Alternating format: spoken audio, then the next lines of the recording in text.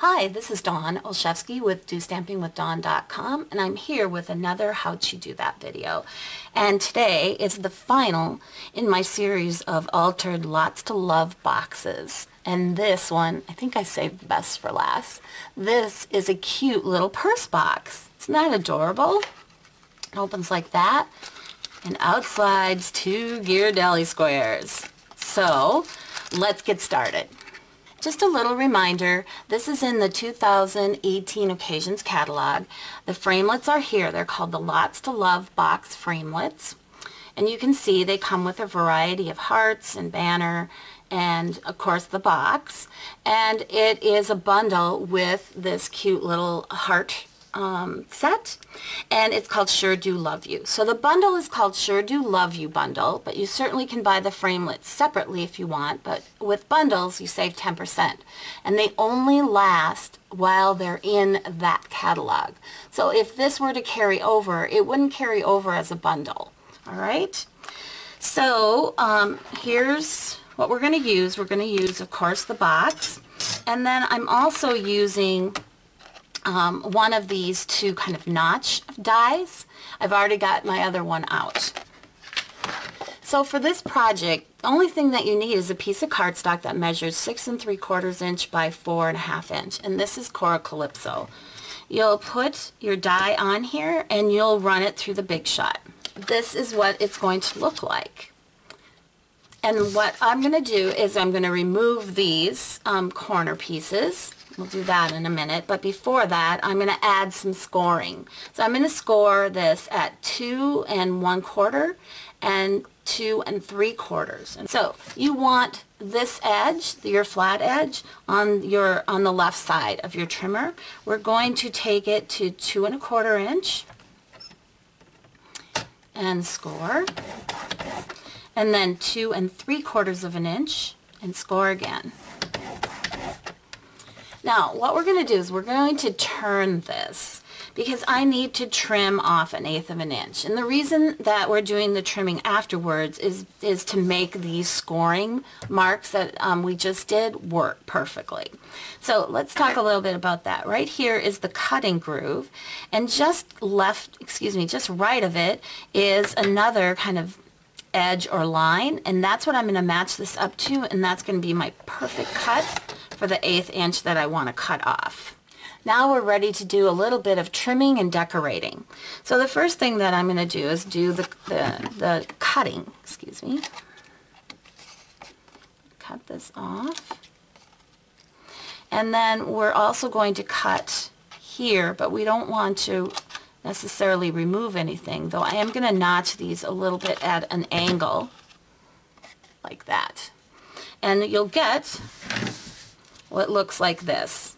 All right, so this is your little notches that are going to be the bottom of your box, and then both those notches that were at the top are gone.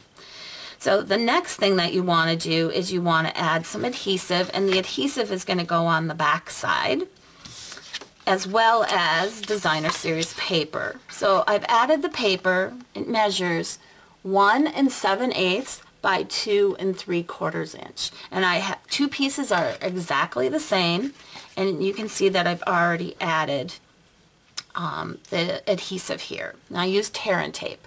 You also can see that I've added a hole, and I used my handheld punch to do that. This is the 1/8 one, and this is for if you want a handle on your, I'm using a ribbon handle.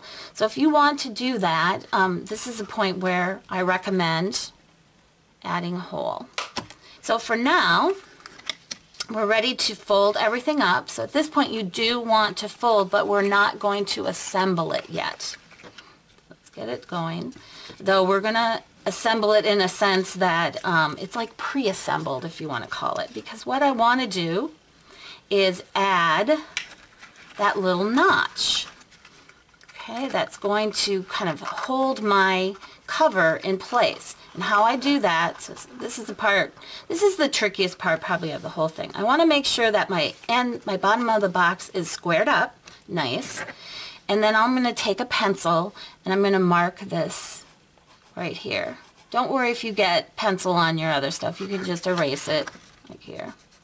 Now what I want to do is find that. So here's my line right here. I'm going to take a ruler because I want to lengthen that line out. And I'll show you why here in a minute. So I'll take the ruler and just take it out farther. The reason for that is this piece that's going to cut it here. So this is the notch piece, and the notch is going to sit like this on here. Let me come in just a bit more so you can really see what I'm doing here. So here's my line that I drew, and I want to match the bottom of that notch die up with that, and then it needs to be kind of centered. I'm going to mooch it over just a smidge. Centered on your box. Does that look centered? It looks pretty good. So go ahead. I'm using a piece of washi tape to kind of keep that in place, because you don't want that moving around, especially after you've positioned it. And you're going to run that through the Big Shot. So here we go. Just going to pull this off gently. Oh, my washi tape stuck this time. That's all right. I think that one's lived its life. And there we go. So here, I'll show you. There's the notch there. So also one more thing that I like to do is I like to add a little adhesive on the back of that notch. And the reason for that is just to help when the flap goes in there, for it to stay a little bit. So I am kind of removing some of the stickiness because I don't want it to stay forever. I don't want it to be permanent. I just want it to help hold it in place. So there we go. We want to do one more thing. Get rid of that pencil line. Like it wasn't even there. Perfect. All right, and we're ready to put this together. So let's undo our adhesive. We're going to square up our box on the bottom first here. This is the front of our purse, and it's going to come up last. So we'll do this. This will go inside, and this will go on the outside. So because I want that bottom squared, I'm holding it to my table so it squares up nicely. All right, isn't that cute? It's coming together really cute. And then that notch, you want to make sure it sticks out a bit. You might need to help it a little bit. There. Now, you could just leave it just like that. It's super cute, but I wanted to add a handle to mine, which is why we did those hole punches beforehand. The beauty of this is that it's much easier to go through a single layer of cardstock than two, and now I essentially have my hole as a template on where to put that. I'm going to go ahead and get the second one here. Alright, so there you go on both sides. Now this is about 12 inches of the ombre ribbon. This is the lemon lime twist. It comes in a variety of colors. I'm using lemon lime twist because if you look really close at this bubble and fizz paper, ooh, let's talk about the paper. I know, I'm like a little squirrel. I get sidetracked easily. The paper though is really cute, and surprisingly you'd be like, why would I have picked bubble and fizz paper? Because it's mainly bottles and fizz and more bottles for this, but I love this little kind of curvy, curly little pattern. I think it's very feminine, and that's the beauty of this paper, is that even though one side is like the bottles and stuff, the other side is some kind of just like, one has stars on it and others just have some dots, even the hearts. So it's a very versatile paper. Plus, it coordinates with our bubble over stamp set or bundle, and that's in the Occasions catalog. So pretty cool. One last thing, it's free with a $50 order during Sale-a-Bration, which ends in just like 6 weeks. So, all right, back to the box. So I'm going to take one end and I'm going to just make a knot in it, and it's what I call an overhand knot. It's just once around. And then what we're going to do is we'll take the opposite end, and thread it through from the inside. This is the tricky part, especially when you have a band-aid on your finger. There we go. And then we're going to come around to this side and thread it through from there. And you're probably like going, you have a lot of ribbon there. Well, I do, and I purposely do, because when you go to make the other knot on this side, because we're making it kind of from the inside of the box, you need to give yourself a little extra room to do that. So I've got it in there, and I'm just going to say, I want it a little shorter, my handle. Maybe even a little touch, a little shorter. Okay, straighten everything out so it's the way I want it.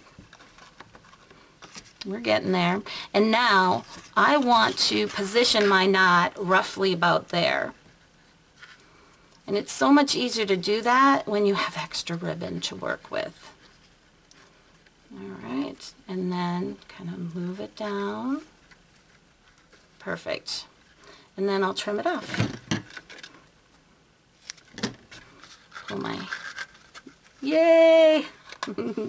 It's so cute, isn't it cute? But it needs one last thing. These pearls. So these pearls, these are the metal rimmed pearls. There's 24 in a pack, but you get 3 different sizes. I always sort out all my sizes, so this is the largest one. And I'm going to add that to that center as just a nice little embellishment, because, you know, every purse needs a little bling. Here, we'll move this. And this just makes me happy. It makes me smile. It's so cute. And actually, that'll stay better once you slip in your candies, because then you can give it a nice pressing. There we go. Voila! So I hope you liked that. It's so cute. And I have another one here too that I made from the Petal Passion Suite. It features the organza ribbon and a little tag here that's from the Coffee Break suite, actually. But it's made exactly the same way. How cute. So I hope you have fun making these, and thank you so much for stopping by. If you're looking for Stampin' Up! Product, be sure to visit my store at DOstamping.stampinup.net, and for lots more creative ideas, be sure to visit my blog at DOstampingwithDawn.com. Thanks!